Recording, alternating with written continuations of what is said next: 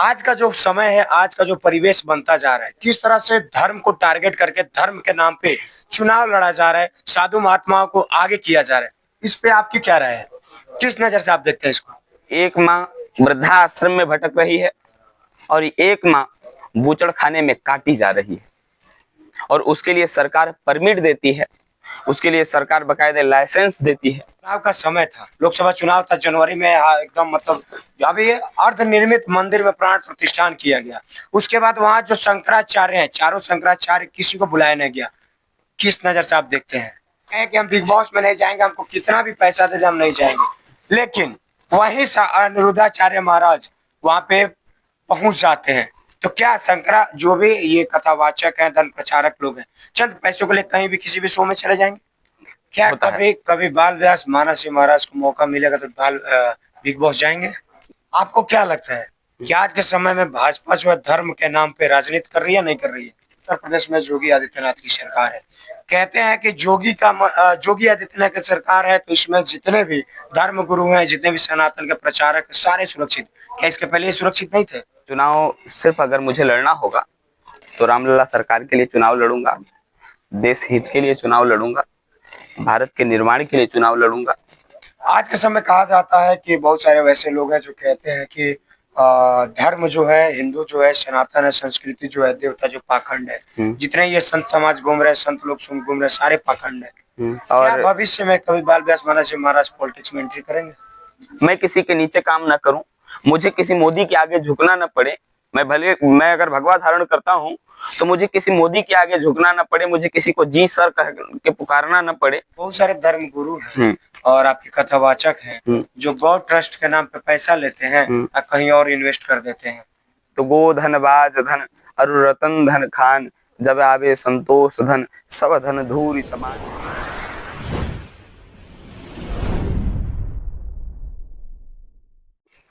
नमस्कार।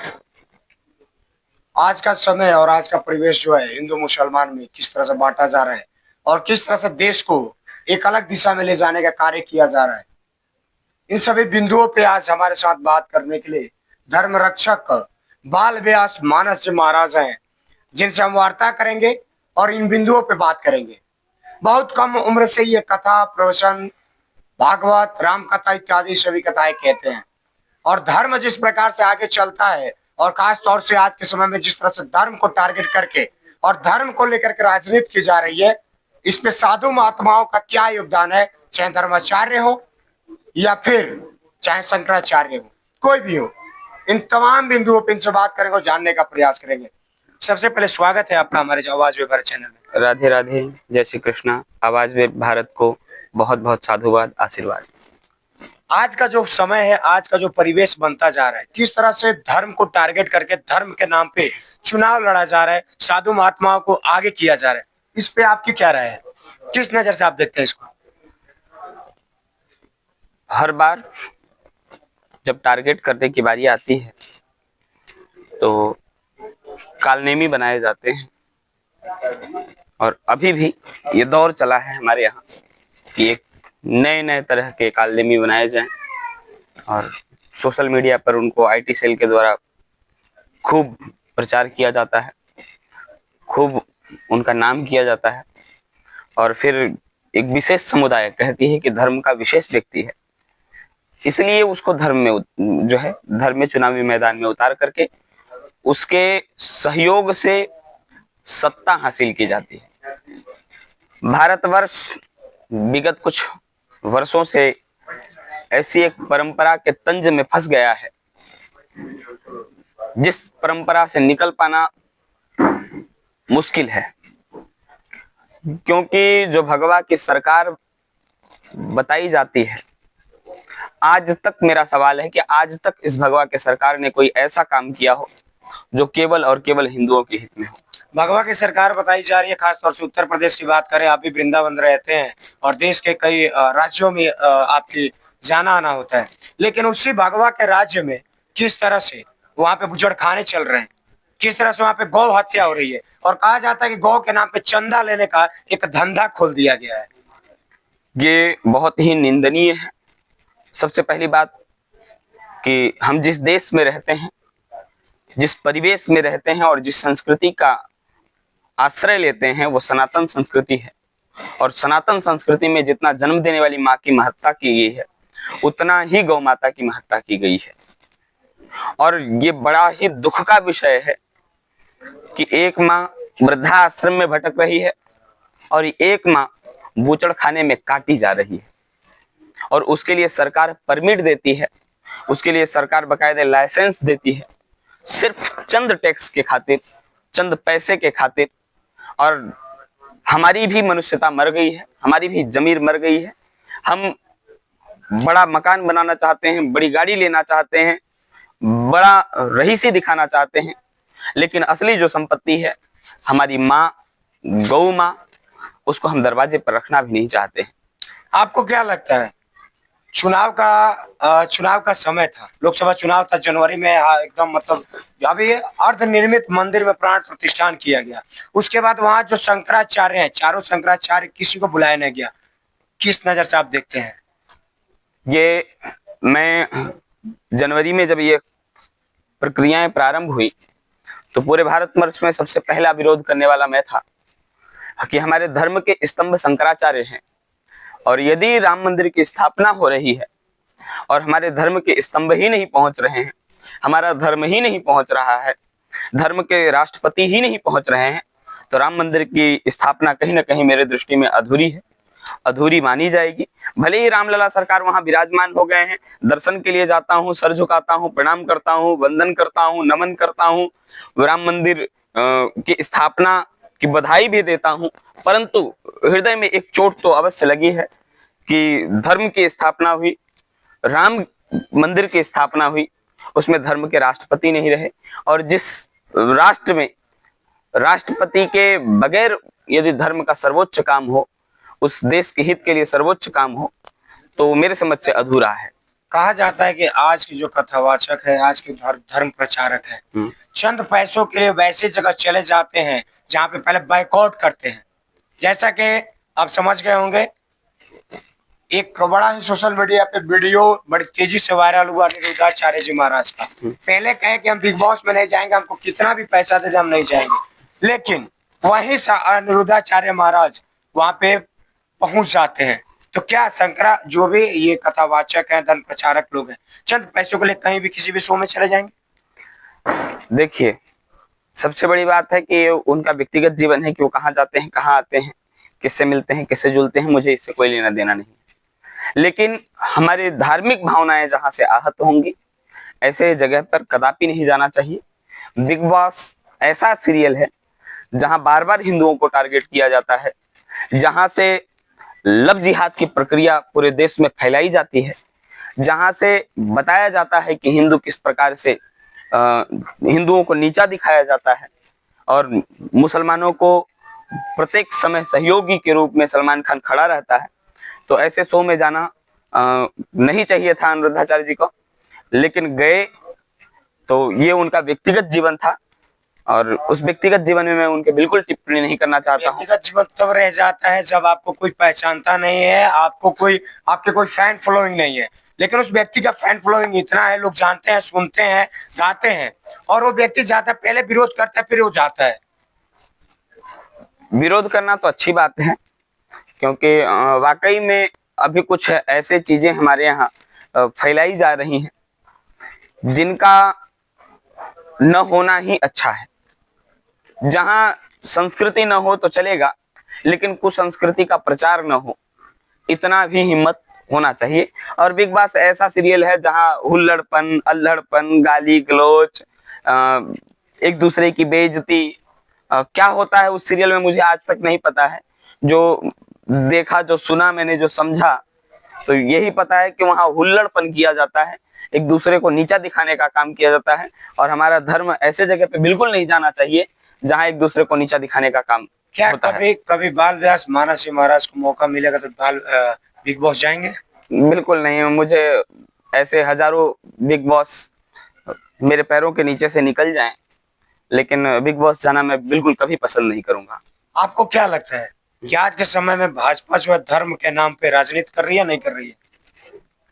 आजकल नहीं, भाजपा बनी ही है धर्म के नाम पे राजनीति करने के लिए। भाजपा का निर्माण ही धर्म के नाम पर राजनीति करने के लिए ही प्रारंभ हुआ। मैंने पहले ही कहा कि आज तक भाजपा ने एक भी काम हिंदू हित में नहीं किया है, अडिग फैसले लेकर के। जो हिंदुओं के राम मंदिर तो बना दिए, राम मंदिर कोर्ट का फैसला था, भाजपा का फैसला नहीं था। इसमें भाजपा का क्या योगदान है? भाजपा अपना योगदान दिखाए। भाजपा के फंड से पैसा यदि राम मंदिर में लगा हो तो भाजपा फंड सबके सामने सार्वजनिक करे। जिस बुचड़खाने की आप बात कर रहे हैं, उस बुचड़खाने के इलेक्ट्रॉनिक बॉन्ड के माध्यम से पैसे गवर्नमेंट के पास यानी कि भाजपा के फंड में जाता है, इसको किस नजर से आप देखते हैं? ये सरकार की धूर्तता है। सरकार चंद पैसों के लिए अपने माँ को कटवा सकती है तो कुछ भी कर सकती है, और कोई भी सरकार होगी यदि अच्छा काम कर रही है मैं उसका सराहना करूंगा, अच्छे काम की हमेशा सराहना करता रहूंगा। और यदि हमारे धर्म संस्कृति पर आज उंगली उठाने का काम करेगी तो इसका मैं जम करके विरोध करूंगा। भाजपा की ये मूर्खता है कि जब वो कहती है कि हम भगवा की सरकार हैं, हम संतों की सरकार हैं, मोदी जी जब भगवा वस्त्र पहन करके ध्यान योग साधना करते हैं तो उस ध्यान योग साधना में मोदी जी को ख्याल नहीं आता कि हमारी इसी देश में बूचड़खाना है। मोदी जी बड़े बड़े भाषण देते हैं तो मोदी जी को ये याद नहीं आता है कि हमारे इसी देश में बूचड़खाने के टैक्स से ये सरकार चल रही है। कहाँ जमीन मिलती है, कहाँ उनकी संतति सोती है? पहले तो ये कहते हैं, जैसे अभी उत्तर प्रदेश में योगी आदित्यनाथ की सरकार है, कहते हैं कि योगी आदित्यनाथ की सरकार है तो इसमें जितने भी धर्म गुरु हैं, जितने भी सनातन के प्रचारक सारे सुरक्षित। क्या इसके पहले ये सुरक्षित नहीं थे? नहीं, योगी आदित्यनाथ जी ने इसमें कोई दो राय नहीं कि योगी आदित्यनाथ जी ने अच्छा काम नहीं किया। हिंदू हित की बात करें या फिर विकास की बात करें तो योगी आदित्यनाथ जी ने जमकर के विकास करने का प्रयास किया है और विकास किया भी है। लेकिन यदि ये कहे कि हमारी सरकार के द्वारा हमारे द्वारा हम किसी को सुरक्षा दे रहे हैं, हम किसी को सपोर्ट कर रहे हैं, मेरी 2017 में एक मांग थी संत सुरक्षा समिति का गठन हो और उस संत सुरक्षा समिति के गठन के माध्यम से संतों के हित में, संतों की सुरक्षा में कोई कार्य किया जाए, जिसमें संत को यदि कोई परेशानी होती है तत्क्षण उसे जो हमारे कानून में सुविधा उपलब्ध है कि एक कुली को भी 2 बॉडीगार्ड मिलना चाहिए, तो संतों के हित के लिए यह समिति का गठन के लिए मांग किया गया था। और कि जिसमें आज आए दिन संत मारे जा रहे हैं। पालघर जैसे मामले आए, मामले के मामले आए तो ऐसे न जाने कितने संत आए दिन मारे जाते हैं मंदिरों में, अखाड़ों में इर्द गिर्द भ्रमण करते हुए। तो उनके लिए सरकार आज भी वह कोई अगर चाहे किसी से मदद मांगना तो कई दिन तक मदद मांगने के बाद भी सरकार से कोई मदद नहीं मिलती है। तो न संत कांग्रेस के सरकार में सुरक्षित थे, न संत भाजपा के सरकार में सुरक्षित हैं, और संत किसी सरकार में सुरक्षित रह भी नहीं सकते हैं। संत एक केवल सुरक्षित रह सकते हैं एक सरकार में जो केवल सांवरे सरकार की सरकार है। मेरे राम जी सरकार के शरण में रहेंगे संत तो हमेशा सुरक्षित रहेंगे। न भाजपा की सरकार उनको सुरक्षित रख सकती है, न कांग्रेस की सरकार उनको सुरक्षित रख सकती है। लेकिन आपके जो संत है जिनकी आप बात करें कि राम जी के शरण में रहेंगे, वही लोग आज संत जब राजनीति में एंट्री करते हैं तो सबसे ज्यादा धर्म पे अपवाद फैलाने का, विवाद फैलाने का काम करते हैं। देखिए, बांटने का काम करते हैं। सबसे पहले जब संत के मन में लालसा उत्पन्न हो जाए, मोह उत्पन्न हो जाए, किसी चीज को पाने की चिंता सताने लगे तो वो संत नहीं रहता है, संत भ्रष्ट हो जाता है, संत पतित हो जाता है। कालनेमी उसको मानिए। और हमारे धर्म में राजनीति अगर संतों की राजनीतिक स्तर की बात की जाती है तो संत राजनीति करते नहीं, संत राजनीति को स्थापित करते हैं। और जैसे आप लोगों ने यहाँ कथा में सुना कि विश्वामित्र जी को भय सताने लगी, गांधी तनय मुनि चिंता व्यापी, हरि बिन मरहि न निश्चर पापी। तो भगवान की खोज करते हैं, अच्छे राजनेता की खोज करते हैं, अच्छे व्यक्तित्व की तलाश करते हैं और उस व्यक्तित्व को मार्गदर्शित करते हैं, उसको मार्गदर्शन में लाते हैं, उसको समाज में प्रतिष्ठित करते हैं, उस पर नियंत्रण रखते हैं। संत सदैव अब क्या समझाएं, क्या बताएं। एक एक वीडियो आपने भी शायद देखा होगा, सोशल मीडिया बड़ी तेजी से, पूर्व का वीडियो है, वायरल हो रहा था, जिसमें एक पुजारी जी थे, बोलेरो या स्कॉर्पियो जो भी गाड़ी थी, किस तरह से उसमें क्या कर रहे थे, वो दृश्य सभी को सोशल मीडिया पे देखने को मिला, जिसमें उसमें उन पे कार्रवाई भी हुई। तो क्या ये संत समाज को शोभा देता है ये सब चीजें करना? मैंने वो वीडियो नहीं देखा है। यदि मेरे संज्ञान में ऐसी कोई वीडियो नहीं आई है, यदि मेरे संज्ञान में यह बात होती तो मैं बिल्कुल आपको बताता इस संज्ञान में। परंतु अगर ऐसा कोई कृत्य किया होगा उन्होंने, तो पाप कृत्य हमेशा निंदनीय होता है। और वो चाहे संत हो, चाहे कोई साधारण व्यक्ति हो, पाप पाप होता है, अनर्थ अनर्थ होता है। वो साधारण व्यक्ति हो या संत हो, कदापि ऐसा नहीं होना चाहिए। उसके लिए वो दंड का भागी है और उसको दंड मिलना चाहिए। आज के समय में जो परिवेश है, खासतौर से धर्म को लेकर के, आने वाले समय में ये कैसे, मतलब क्या रूप ले सकता है? आप अभी युवा हैं, आपका भी भविष्य भी आगे है, तो क्या ये आने वाले समय में क्या हो सकता है? मुझे तो बार बार कहा जाता है कि आप चुनाव लड़ेंगे। किस पार्टी से ऑफर आता है? मुझे अभी विगत वर्ष पहले आया था, हमारे यहाँ सांसदीय का चुनाव था जन्मभूमि के क्षेत्र से, तो सपा ने अप्रोच किया था हमको, परंतु मुझे चुनाव नहीं लड़ना है। और चुनाव सिर्फ अगर मुझे लड़ना होगा तो रामलला सरकार के लिए चुनाव लड़ूंगा, देश हित के लिए चुनाव लड़ूंगा, भारत के निर्माण के लिए चुनाव लड़ूंगा। और चुनावों में एक ही मेरा मुद्दा होगा, धर्म, संस्कृति, संस्कार, स्वतंत्रता सेनानियों का अधिकार, जिसके लिए आप लोगों ने सुना भी होगा कि हमारे द्वारा भारत गाथा की एक यात्रा चलाई जा रही है, जिसमें मैं खुद कहता हूं, मैं कथावाचक हूं और मैं इस बात को कह रहा हूं कि न जाने राम है कि नहीं है, कृष्ण है कि नहीं है, लेकिन इस देश में भगत सिंह थे, चंद्रशेखर आजाद थे, सुभाष चंद्र बोस थे, मंगल पांडे थे, राम प्रसाद बिस्मिल थे, जो लड़ करके, डट करके, प्राणों की चिंता न करते हुए उन्होंने इस देश को आजाद कराया, इस संस्कृति की पवित्रता को बना करके रखा, इस धर्म की पवित्रता को बना करके रखा, इसके लिए शहीद हो गए। तो उनके अधिकार के लिए हमको लड़ना चाहिए। आज की युवा पीढ़ी धर्म से कितनी दूरी बना रही है? ठीक सिवान से दिल्ली की दूरी, इतनी ही दूरी है। 1000 किलोमीटर? 1000 किलोमीटर की दूरी है। ये नजदीक कैसे आएगा? ये नजदीक जब तक नहीं आएगा जब तक आप स्वतंत्रता सेनानियों को नहीं पहचानेंगे, आप उनके परोपकार को नहीं समझेंगे, तब तक आप भगवान को नहीं समझ सकते। आज के समय कहा जाता है कि बहुत सारे वैसे लोग हैं जो कहते हैं कि धर्म जो है, हिंदू जो है, सनातन है, संस्कृति जो है, देवता जो पाखंड है, जितने ये संत समाज घूम रहे, संत लोग घूम रहे, सारे पाखंड है। क्या हकीकत है इसकी? पाखंड है तो पाखंड है, जो जैसी दृष्टि वैसी सृष्टि। शायद उस व्यक्ति के अंदर इतना पाखंड भरा है कि वो पाखंड के सिवा कुछ और दिख ही नहीं रहा है। तो किसी भी वस्तु को देखने के लिए, किसी भी विचार, किसी भी सद्भाव को देखने के लिए पवित्र दृष्टि होनी चाहिए। यदि हर जगह संतों में पाखंड दिखाई पड़ रहा है तो उस देखने वाले व्यक्ति की दृष्टि पाखंडी होगी, वो अवश्य पाखंडी होगा जो पाखंड को देख रहा होगा। और भविष्य में कभी बाल व्यास महाराज पॉलिटिक्स में एंट्री करेंगे? पॉलिटिक्स में एंट्री नहीं करेंगे, पर पॉलिटिक्स में प्रयास मेरा होगा कि धर्म नीति स्थापित हो। प्रयास होगा कि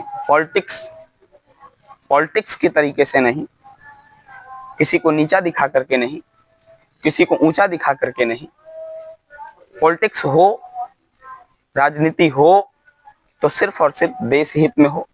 जो गौ माता भटक रही हैं, सड़कों पे मर रही हैं, एक्सीडेंट में मारी जा रही हैं, उनके लिए कोई सरकार कुछ करे, मानवता की स्थापना हो, इसके लिए सन्मार्ग मैं अवश्य दूंगा। और इसके लिए मैं किसी का समर्थन भी कर सकता हूं, मैं नहीं खड़ा होऊंगा तो मैं किसी का समर्थन करने के लिए मैं 24 घंटा तैयार रहता हूँ। चुनाव से पहले ये बातें योगी आदित्यनाथ भी कहा करते थे, मुख्यमंत्री बन गए थे, ये दूसरी बात, दूसरा टर्म मुख्यमंत्री इसके पास, इसके पहले एमपी रहे हुए हैं, और आज के समय में जो गौ है सबसे ज्यादा उत्तर प्रदेश में ही भटकती है। तो ये क्या जुमला है? अभी ये चीजें कह रहे हैं, कल के समय में आप भी कहीं पहुंच जाते हैं किसी स्टेज पे, तो कल के समय में आपकी भी ये बात जुमली हो जाएगी। नहीं, मैं इसीलिए एक बात मैं कह रहा हूँ कि मैं पॉलिटिक्स में सम्मिलित नहीं होऊंगा, लेकिन मैं अच्छा राजनेता जरूर बनाने का प्रयास करूंगा, अच्छी अभिव्यक्ति देश को जरूर देने का प्रयास करूंगा, जो मेरी बुद्धि स्थिर रहे, मैं किसी के नीचे काम ना करूं, मुझे किसी मोदी के आगे झुकना न पड़े। मैं अगर भगवा धारण करता हूं तो मुझे किसी मोदी के आगे झुकना न पड़े, मुझे किसी को जी सर कह के पुकारना न पड़े। मेरे अपने भगवा की मर्यादा में रखने के लिए मैं चुनाव नहीं लड़ूंगा, लेकिन चुनाव किसी को लड़ा सकूं और उसके ऊपर अधिकार कर सकूं कि नहीं, मैंने आपके लिए संघर्ष किया, मैंने आपके लिए मेहनत किया, आप हमारे गौ माता के लिए मेहनत करो, हमारे गौ माता के लिए संघर्ष करो, हमें हमारे गौ माता को सुरक्षित कराओ। आज का जो परिवेश है, कहने को कहते हैं सारी बातें जुमली हो जाती है। चुनाव का जुमली नहीं है, ये बात मेरी जुमली नहीं है। अभी 2 एकड़ के पूरे प्रांगण में मैं गौ चिकित्सालय का निर्माण करने जा रहा हूँ, और भव्य ऐसी गौ माताओं के लिए जो सड़क पे भटकते हुए किसी रोड एक्सीडेंटल में या तो लंगड़ी हो गई हैं या फिर चोटिल हो गई हैं, गंभीर रूप से उनकी हालत खराब है, मरने के लिए तड़प रही हैं, ऐसे गायों के लिए पूरी गौ चिकित्सालय, पूरी उनकी देख रेख, खाना पीना व्यवस्था, ऐसे गायों के रखने की व्यवस्था हमारे पास में हो रही है। भगवान शक्ति देगा तो उन भटकती गायों को भी मैं रखने का भरपूर प्रयास करूंगा। अभी जितना मेरा प्रयास है, अपने औकात से अधिक मैंने झोली फैला दिया है। अपने बहुत सारे धर्म गुरु हैं और आपके कथावाचक हैं जो गौ ट्रस्ट के नाम पे पैसा लेते हैं और कहीं और इन्वेस्ट कर देते हैं। कहाँ जाएंगे खा करके? पैसा लेकर के कोई आसमान में जाता है? पैसा लेकर के कोई मरता है? सब छोड़ करके यहीं जाना है। यदि वो ऐसा पाखंड कर रहे हैं तो गौ माता उनको कदापि नहीं बख्शेंगी, उनको नरक में तक उनका पीछा नहीं छोड़ेंगे, नरक तक दौड़ा दौड़ा करके मारेंगे, ये मेरी गारंटी है। अंत में क्या अपील करिएगा जो भी देशवासी आपको देख रहे हैं, सुन रहे हैं? अंत में एक ही अपील करता हूं कि हम सभी इस देश की सनातन संस्कृति की अस्मिता को अच्छे से समझते हैं, जानते हैं, पहचानते हैं, और इस सनातन संस्कृति की अस्मिता हमारी गौ मां है। आप कृपया अपने दरवाजे पर एक गौ माता अवश्य रखें, दूध देती हो न देती हो, लेकिन वो यदि दरवाजे पर हैं तो गो धन बाज धन अरु रतन धन खान, जब आवे संतोष धन सब धन धूरी समान। जो गौ रूपी धन है उसको आप, उससे अपने घर को सुशोभिमान करें, अपने घर की पवित्रता बनाएं, अपने घर की संस्कृति को बनाएं, अपने आप को अनाथ होने से बचाएं। ऐसी रिक्वेस्ट, ऐसी प्रार्थना है आप सभी से। तो सुना आपने, हमारे साथ थे धर्म रक्षक बाल व्यास मानसी महाराज, जिन्होंने स्पष्ट रूप से कहा कि गौ रक्षा होनी चाहिए, गौ का पालन होना चाहिए, लेकिन बुचड़ खाना नहीं होना चाहिए। और आज का परिवेश है, आज का समय, जिस तरह से धर्म के नाम पे, संस्कृति संस्कार के नाम पे पैसे वसूले जाते हैं, पॉलिटिक्स की जा रही है और इसके नाम पे अपनी राजनीति रोटी सेकी जा रही है, ये कदापि सही नहीं है। कर चले कमेंट करके बताइए आपकी क्या राय, आप क्या सोचते हैं। जय हिंद।